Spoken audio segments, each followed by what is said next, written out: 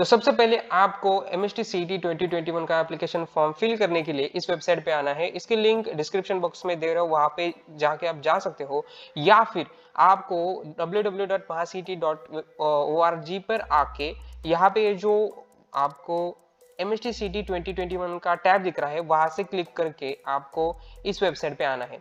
Simply इस examination portal है, यहाँ पे जितने भी कोर्सेज है महाराष्ट्र में उन सभी कोर्सेज के ये वेबसाइट्स के टैब आपको यहाँ पे मिल जाएंगे। वहां पे MST CET का टैब आपको क्लिक करना है। तो हम हमारे वेबसाइट पे आते हैं।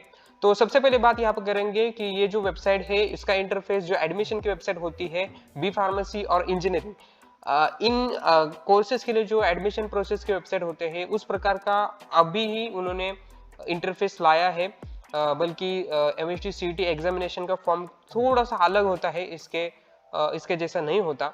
तो सबसे पहले आपको इस वेबसाइट पे आके न्यू रजिस्ट्रेशन पे क्लिक करना है। उसके बाद इतने सारे आपको इंस्ट्रक्शन दिए जाएंगे, वो सब पढ़ लो और आई एक्सेप्ट एंड प्रोसीड पे क्लिक करो। उस पर क्लिक करने के बाद आपके सामने इतना बड़ा फॉर्म ओपन हो जाएगा। ये रजिस्ट्रेशन फॉर्म होगा छोटा सा, और उसके बाद रजिस्ट्रेशन करने के बाद हम हमारी जो पूरी डिटेल्स है वो आगे डालेंगे। तो सबसे पहले एक काम कीजिए, आपका जो 10th या फिर 12th के मार्कशीट पे जैसा भी नाम लिखा गया है सेम उसी प्रकार से यहाँ पे आपका नाम लिखिए। तो सबसे पहले मैं यहाँ पे नाम डालता हूँ स्टूडेंट का। नाम फिल करने के बाद आपको यहाँ पे आपके फादर्स का नाम एंटर करना है। उसके बाद यहाँ पे मदर्स नेम, जेंडर सिलेक्ट कीजिए। उसके बाद आपको फिर से वो जेंडर जो सिलेक्ट किया है उसे आपको कंफर्म करना है। यहाँ पे आपकी बर्थ डेट, रिलीजन सिलेक्ट कीजिए। आप रूरल या फिर अर्बन किस एरिया में आते हैं वो सिलेक्ट कीजिए। एनुअल फैमिली इनकम यहाँ पे आपको सिलेक्ट करना है, वो ऑप्शनल है, फिर भी आपका जितना भी होगा वो सिलेक्ट करना है आपको इनकम। मदर टंग सिलेक्ट कीजिए, नेशनलिटी सिलेक्ट कीजिए, और नीचे यहाँ पे आपको आपका जो एड्रेस है वो 3 पार्ट्स में डिवाइड करके एड्रेस लाइन 1, एड्रेस लाइन 2 और एड्रेस लाइन 3 में एंटर करना है।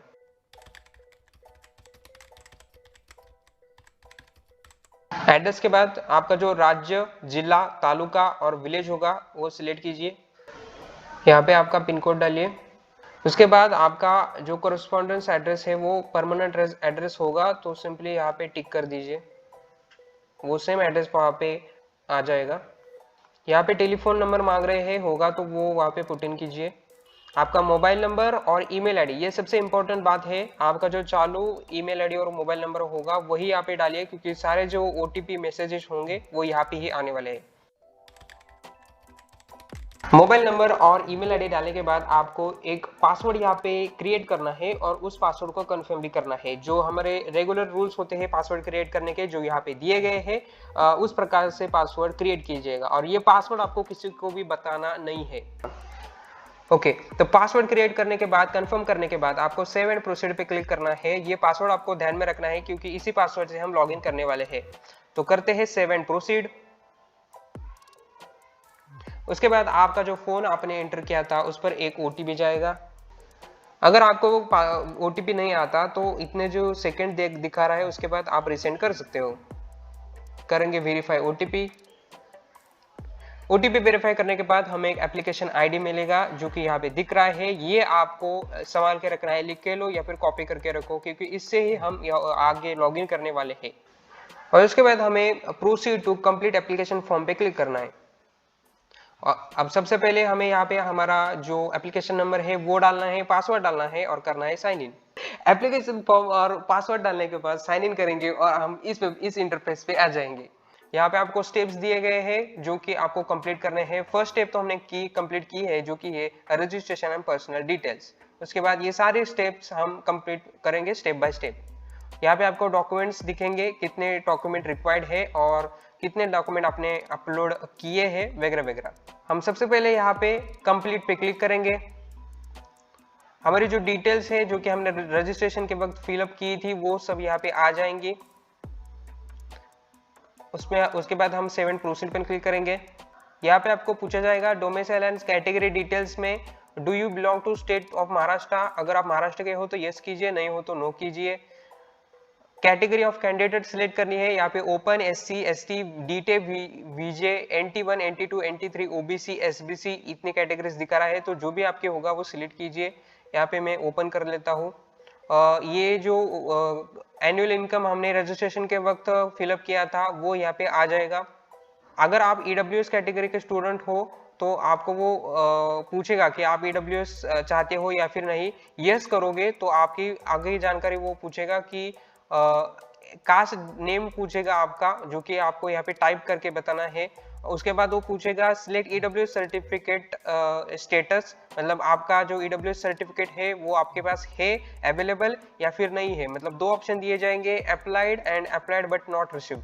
अगर हम यहाँ पे अप्लाई अवेलेबल करेंगे तो वो आगे आपको कुछ नहीं पूछेगा, लेकिन अगर आप यहाँ पे अप्लाइड बट नॉट रिसीव करोगे तो वो आगे बहुत कुछ पूछेगा। मतलब देखिए, वो आपको पूछेगा कि EWS सर्टिफिकेट जो आपने अप्लाई किया है उसका जो एप्लीकेशन नंबर होगा वो यहाँ पे एंटर कीजिए। आपको जो EWS सर्टिफिकेट आपने कब एप्लीकेशन किया था उसकी डेट यहाँ पे लिखिए, और EWS सर्टिफिकेट इश्यूएंस जो डिस्ट्रिक्ट होगा उस डिस्ट्रिक्ट को यहाँ पे सिलेक्ट कीजिए ड्रॉप डाउन मेनू से, और तालुका होगा वो उस तालुका को सिलेक्ट कीजिए। सेकंड हम समझ लीजिए हम एक अदर कौन सी भी कैटेगरी लेते हैं रिजर्वेशन वाली, तो वहां पे आपको बहुत ज्यादा दूसरी चीजें भी दिखानी पड़ेगी। आपके पास कास्ट सर्टिफिकेट है या फिर नहीं वो पूछेगा। तीन ऑप्शन दिए जाएंगे, available, applied but not receive, not applied. तो अगर हम अवेलेबल करेंगे तो वो कुछ नहीं पूछेगा। अगर हम यहाँ पे अप्लाइड बट नॉट रिसीव करेंगे तो फिर से आपको वो कास्ट सर्टिफिकेट रिसिप्ट नंबर पूछेगा और वो एप्लीकेशन का डेट पूछेगा। अगर हम यहाँ पे नॉट अप्लाइड करते हैं तो आपको वो आगे कुछ भी नहीं पूछेगा, सिंपली आगे वाला स्टेटस जो ऑप्शन है वो आ जाएगा। ठीक है, और एक दूसरी कैटेगरी का OBC का करके देखते हैं। तो फिर से आपको वो पूछेगा कि आपके पास कास्ट सर्टिफिकेट है क्या। तो तीन option, available, applied but not received, not applied. तो अवेलेबल करेंगे तो वो आगे आपको कास्ट वैलिडिटी पूछेगा कि कास्ट वैलिडिटी आपके पास है या फिर नहीं, वो उसको भी सेम ऑप्शन दिए जाएंगे आपको। और जो नॉन क्रिमिनल होता है वो भी आपको पूछा जाएगा। उसके बाद हम समझ लीजिए कास्ट सर्टिफिकेट के यहाँ अप्लाइड बट नॉट रिसीव करेंगे तो वो आपको एप्लीकेशन का रिसीव्ड नंबर और एप्लीकेशन डेट पूछेगा, और नॉट अप्लाइड हम करेंगे तो यहाँ पे आगे वो कुछ भी नहीं पूछेगा। तो हम यहाँ पे अवेलेबल कर देते हैं, तो आपको फिर से कास्ट वैलिडिटी भी सिलेक्ट करनी पड़ेगी, वो भी अवेलेबल कर देंगे, और जो ये नॉन क्रिमिनल है वो भी अवेलेबल कर देंगे। सपोज आपके पास इसमें से कौन सा भी ऑप्शन नहीं है, कौन सा भी एक डॉक्यूमेंट नहीं है, तो आपको वहां पे अप्लाइड बट नॉट रिसीव ये ऑप्शन कर सकते हो या फिर नॉट अप्लाइड कर सकते हो। तो यहाँ पे मैं आपको एक बात बताना चाहूंगा कि अगर आपके पास अभी डॉक्यूमेंट्स नहीं है तो आपको ये बहुत सारे ऑप्शन दिए जा रहे हैं कि applied but not receive, not applied वगैरह वगैरह। तो यहाँ पे वो आपका एक्चुअल में जो डॉक्यूमेंट है उसका स्कैन कॉपी नहीं मांग रहे हैं आपसे, लेकिन मैं आपको यहाँ पे एक बात बताना चाहूंगा, अभी तो कुछ वो कंपलसरी नहीं कर रहे हैं आपको, सिर्फ ऑप्शन दे रहे हैं नॉट अप्लाइड, नॉट अवेलेबल वगैरह। बट एडमिशन के वक्त ये जो डॉक्यूमेंट्स रहते हैं रिजर्वेशन वाले स्टूडेंट्स को या फिर जो भी ओपन वाले स्टूडेंट्स है उनके पास जो डॉक्यूमेंट्स लगते हैं, किन से भी डॉक्यूमेंट्स हो एडमिशन प्रोसेस में वो कंपलसरी होते हैं।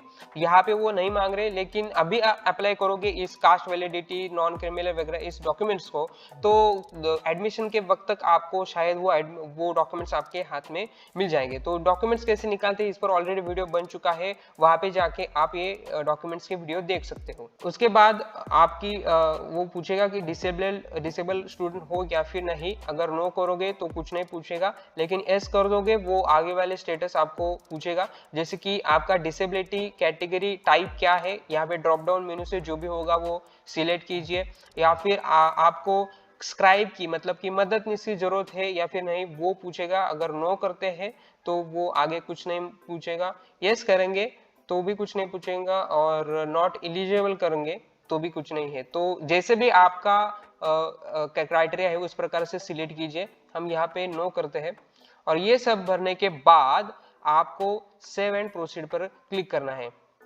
लेकिन उसके पहले यहाँ पे ये बताया गया है कि एडमिशन प्रोसेस के वक्त आपको ये जो कास्ट सर्टिफिकेट है, वैलिडिटी सर्टिफिकेट है, नॉन क्रिमिनल सर्टिफिकेट है, ये आपको देना पड़ेगा। ऐसे यहाँ पे इस इंस्ट्रक्शंस में दिया गया है, वो पढ़ लीजिए। और एक बात और ध्यान में रखिए कि जो नॉन क्रिमिनल सर्टिफिकेट है उसकी वैलिडिटी 31 मार्च 2022 तक होनी चाहिए, जरूरी है, ऐसा यहाँ पे लिखा गया है। और हम करेंगे यहाँ पे save and proceed. Save and proceed पर क्लिक करने के बाद यहाँ पे क्वालिफिकेशन डिटेल्स आ जाएगी। सबसे पहले एसएससी की जो आपकी डिटेल्स है वो यहाँ पे फिल करनी है, उसके बाद एचएससी की। तो सबसे पहले पूछ रहा है हैव यू पास एसएससी और equivalent exam from India, India से आपने की है एसएससी पास या फिर नहीं, यस कर दीजिए। उसके बाद वो आपका जो 10वीं का बोर्ड होगा वो पूछेगा कौन सा था, तो यहाँ पे सिलेक्ट कीजिए। तो यहाँ पे मैं महाराष्ट्र स्टेट बोर्ड कर लेता हूँ। तो यहाँ पे आपका एसएससी पासिंग ईयर सिलेक्ट कीजिए। आपका जो एसएससी के मार्क्स होंगे परसेंटेज में वो यहाँ पे टाइप कीजिए। नीचे देखेंगे तो आपका जो राज्य होगा एसएससी वाला वो सिलेक्ट कीजिए। आपका डिस्ट्रिक्ट एसएससी वाला, आपका जो तालुका था वो यहाँ पे सिलेक्ट कीजिए। और enter school name of SSC equivalent, आपका जो स्कूल का नाम होगा 10वीं का वो भी यहाँ पे टाइप कर दीजिए। तो यहाँ पे पूछा जा रहा है कि आप 2021 की बोर्ड 12th की एग्जाम देने जा रहे हो या फिर दी है, वो सिलेक्ट कीजिए यस और नो। आपका जो 12वीं का बोर्ड होगा वो यहाँ पे सिलेक्ट कीजिए। आपका 12th का जो स्कूल है, कॉलेज है, वो कौन से राज्य में है वो यहाँ पे सिलेक्ट कीजिए ड्रॉप डाउन मेनू से। उसके बाद आपका जो 12th कॉलेज का डिस्ट्रिक्ट होगा डिस्ट्रिक्ट, और उसी के नीचे आपका जो तालुका होगा वो तालुका भी यहाँ पे सिलेक्ट कीजिए। और लास्ट में आपका एचएससी का जो स्कूल कॉलेज का नाम है वो यहाँ पे टाइप कर दीजिए।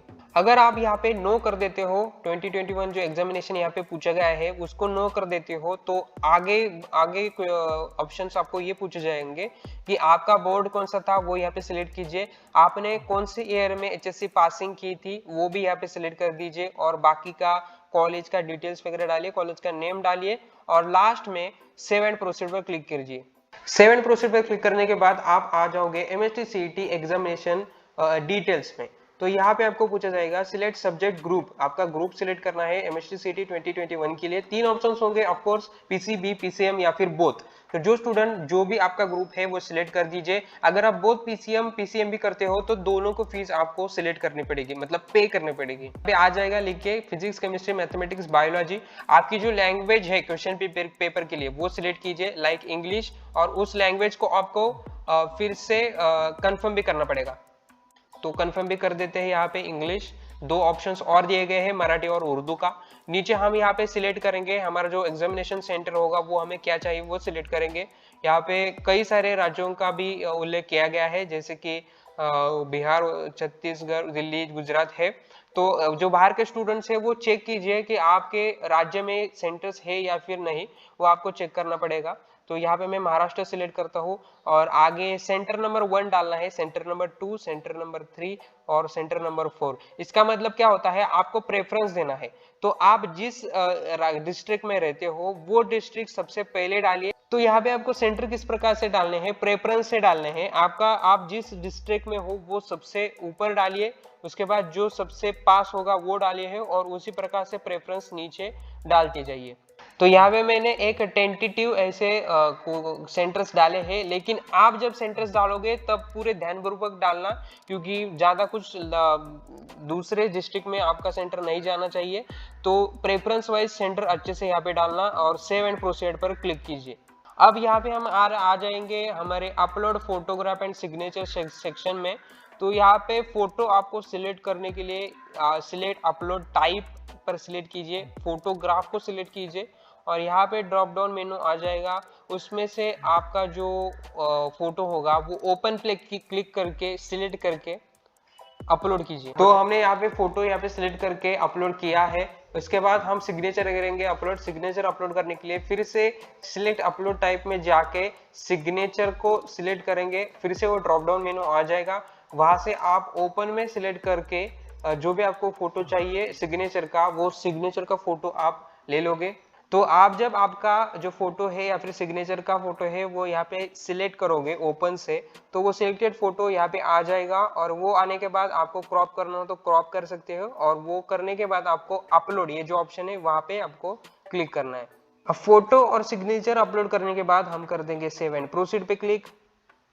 अब आपको यहाँ पे आपका जो डॉक्यूमेंट है, रिक्वायर्ड डॉक्यूमेंट और प्रूफ ऑफ आइडेंटिटी, वो सिलेक्ट करना है। उसका टाइप आपको सिलेक्ट करना पड़ेगा, आप क्या कर रहे हो। बहुत सारे ऑप्शंस है, पैन कार्ड है, पासपोर्ट है और वोटर आईडी, आधार कार्ड, ई आधार कार्ड वगैरह वगैरह। तो सिंपली सबके पास आधार कार्ड होगा ही, तो आधार कार्ड सिलेक्ट करके यहाँ पे अपलोड पे क्लिक करके हम यहाँ पे हमारा आधार कार्ड अपलोड कर देंगे। तो हमने यहाँ पे अपलोड कर दिया है आधार कार्ड, और आपको वो व्यू करना हो तो इस पर क्लिक करके आप व्यू कर सकते हो, एडिट करना हो तो यहाँ पे डिलीट करके फिर से अपलोड कर सकते हो। तो वो अपलोड करने के बाद हम फिर से कर देंगे save and proceed. Save and proceed करने के बाद आपके सामने पूरा जो आपका ऑप्शन फॉर्म है वो आ जाएगा। पूरी की पूरी डिटेल्स यहाँ पे आपको दिख रही होगी, जो कि मैंने ब्लर की है, सॉरी। नीचे तक आपको सारी डिटेल्स दिखाई देगी, और आपको क्या करना है, ये पूरी जो डिटेल्स है वो फिर से चेक करने हैं, पूरी डिटेल्स चेक करनी है, क्योंकि एक बार पेमेंट करते हो तो फिर से आप एप्लीकेशन फॉर्म एडिट नहीं कर सकते हो। बाद फिर से बताता हूँ, एक बार आप पेमेंट करते हो तो आप फिर से उस एप्लीकेशन फॉर्म को एडिट नहीं कर सकते हो। तो एडिट करना है, कुछ गलत हो गया है तो यहाँ पे जो ये आइकॉन्स दिया है उस पर क्लिक करके आप फॉर्म एडिट कर सकते हो। नीचे जाएंगे और नीचे जाके हम प्रोसीड फॉर पेमेंट पे क्लिक करेंगे। तो यहाँ पे आपको वो पूछ रहा है, सेल्फ कंफर्मेशन कर रहा है कि एक बार पेमेंट करने के बाद आप फिर से फॉर्म एडिट नहीं कर सकते। तो प्लीज सारे के सारे डिटेल्स बार बार चेक कीजिए, और चेक होने के बाद फिर उसके बाद ही पेमेंट के लिए जाइए। तो हम यहाँ पे कर देते हैं यस। जैसे कि मैंने आपको बताया था, अगर आप बोथ पीसीएम पीसीबी करते हो तो आपको 1600 फी, मतलब दोनों के फीस फिल करनी पड़ेगी। और अगर आप सिर्फ पीसीएम या फिर पीसीबी एक ही करते हो तो ओपन के लिए 800 रुपए, और जो आपकी रिजर्वेशन कैटेगरी हो तो उसके लिए 600 रुपए आपको यहाँ पे पेड करने पड़ेगी। तो ये जो डिटेल्स आपको ऊपर दिए गए हैं वो भी चेक कीजिए, आपका जो अमाउंट दिख रहा है वो भी चेक कीजिए, और पेमेंट के लिए प्रोसीड कीजिए। तो उसके लिए आपको क्या करना पड़ेगा, सिलेक्ट पे यहाँ पे टिक मार्क करना पड़ेगा, और टिक मार्क करने के बाद प्रोसीड टू पेमेंट पे क्लिक कीजिए। तो उनका पेमेंट का ऑनलाइन इंटरफेस यहाँ पे आ जाएगा, जिसमें रेजर पे सिलेक्ट कीजिए, और उनकी जो कंडीशंस है वो सारी वो यहाँ पे I agree terms and condition पे क्लिक करके प्रोसीड पे क्लिक कीजिए। उसके बाद वो कंफर्मेशन पेज पूछेगा कि पेमेंट गेटवे में जाने के लिए, तो उस पर ओके कीजिए। तो यहाँ पे आप जो फी भरने वाले हैं उसकी अमाउंट आ जाएगी, और नीचे आपकी जो डिटेल्स है वो भी यहाँ पे दिखाई देगी, और आप जिस भी मोड से यहाँ पे पेमेंट करना चाहते हैं वो पेमेंट आप देखिए, मतलब कार्ड है, यूपीआई है, नेट बैंकिंग, वॉलेट, ईएमआई है। तो यूपीआई सिलेक्ट करके आप ये फीस भर सकते हो। तो मैं आपको यहाँ पे यूपीआई आईडी का पेमेंट करके दिखाता हूँ। यूपीआई पे क्लिक करेंगे तो यहाँ पे आपको पूछेगा आपका यूपीआई आईडी, वो यहाँ पे एंटर कीजिए, या फिर आप क्यूआर कोड से भी पेमेंट कर सकते हो। क्यूआर कोड पे क्लिक कीजिए, सिर्फ आपको यहाँ पे एक्स्ट्रा कन्वीनियंस चार्जेस वो लेंगे 5 रुपए। तो उसके बाद हम करेंगे कंटिन्यू, और इस क्यूआर कोड को स्कैन करके भी आप पेमेंट कर सकते हो। अगर अगर आप यूपीआई आईडी से यहाँ पे एंटर करते हो और पे ऑप्शन पे क्लिक करते हो तो आपका जो यूपीआई आईडी आपने एंटर किया है उस पर रिक्वेस्ट जाएगी, और वहां से आप पेमेंट कंप्लीट कर सकते हो। तो पेमेंट करने के बाद आपको यहाँ पे एक ऑप्शन अवेलेबल करके दिया जाएगा कि प्रिंट एप्लीकेशन फॉर्म, जो कि यहाँ पे इनकम्प्लीट दिख रहा है क्योंकि मैंने पेमेंट नहीं किया है। जब आप एप्लीकेशन फीस भरोगे तो यहाँ पे कंप्लीट आएगा, और उसी के साथ में प्रिंट एप्लीकेशन फॉर्म भी आएगा। प्रिंट एप्लीकेशन फॉर्म का मतलब है कि आपका फॉर्म कंफर्म हो गया है। और मैंने जो कैटेगरी डाली थी ओपन, तो उसके लिए टोटल रिक्वायर्ड डॉक्यूमेंट्स 1 थे और वो अपलोड हो चुके हैं, और required documents to be uploaded 0 दिख रहा है। तो कुछ इस प्रकार से आपको आपका एप्लीकेशन फॉर्म भरना है। जरूरी है कि ये जो पूरे 9 स्टेप्स है वो सभी के सभी आपको कंप्लीट करने हैं, उसके बाद ही आप एग्जाम के लिए एप्लीकेबल या फिर एलिजिबल होंगे। यहाँ पे आपको लेफ्ट साइड में होम का टैब होगा, आप फिर एडिट करना चाहते हो फॉर्म तो उसका ऑप्शन, लेकिन पेमेंट करने के बाद आप फॉर्म एडिट नहीं कर सकते। पेमेंट की हिस्ट्री चेक कर सकते हो, application form print, important links यहाँ पे ये है कि मोबाइल नंबर चेंज कर सकते हो, चेंज पासवर्ड भी कर सकते हो, और ऐड सब्जेक्ट ग्रुप कर सकते हो। मतलब यहाँ पे हम क्लिक करके देखते हैं तो ऐड सब्जेक्ट ग्रुप में मेरा फॉर्म कंप्लीट नहीं है, इसलिए वो मुझे अथॉरिटी नहीं दे रहा, लेकिन आपका जो सब्जेक्ट ग्रुप है वो यहाँ पे ऐड कर सकते हो। और एक बात यहाँ पे दिखा रहा है कि your application form is incomplete, please fill up form step by step. तो आपको अगर ये दिखाई दे रहा है तो समझ लीजिए आपका भी फॉर्म इनकम्प्लीट है। यहाँ पे आपको दिखाएगा लास्ट में कि योर फॉर्म इज कंप्लीटेड, अगर वो आ रहा है तो आपका फॉर्म कंप्लीट है, और ये सारे 9 स्टेप आपके कंप्लीटेड दिखा रहा है तो ही आपका फॉर्म कंप्लीट है। इंपॉर्टेंट ये बात है कि आपको स्टडी करना इंपॉर्टेंट है, तो स्टडी करते रहिए। सीडी के जो इंपॉर्टेंस या फिर बेस्ट बुक्स रिकमेंडेड किए जाते हैं उनकी लिंक्स मैंने डिस्क्रिप्शन बॉक्स में दी है, वो भी प्लीज एक बार चेकआउट करना है। तो ठीक है दोस्तों, मिलते हैं अगले वीडियो में ऐसी इंफॉर्मेटिव वीडियो के साथ में आपके लिए। Start and just do it. Very all the best.